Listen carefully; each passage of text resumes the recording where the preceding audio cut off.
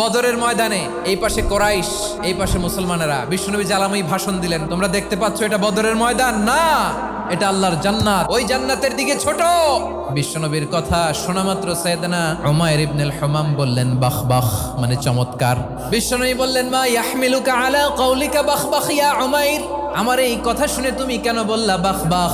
ইয়া রাসূলুল্লাহ, আপনার এই কথা শুনে আমি বড্ড খুশি হয়েছি, আর আমি প্রত্যাশা করছি আমি যদি ওই জান্নাতের মালিক হতে পারি তাহলে কতই না ভালো হতো। সুবহানাল্লাহ বলেন। বিশ্বনবী বললেন উমাইর আনতা মিন আহলিহা, তুমি ওই জান্নাতের অধিবাসী, তুমি জান্নাতি। উমাইর চিন্তা করলেন আমি জান্নাতি, নবীর মুখ দিয়ে যখন বেরোইছে ওই জান্নাতে তো আমার ঢুকতেই হবে, কিন্তু হাতে 3টা খেজুর খেয়ে যদি জেহাদের ময়দানে যাই তাহলে জান্নাতে যেতে তো দেরি হয়ে যাবে।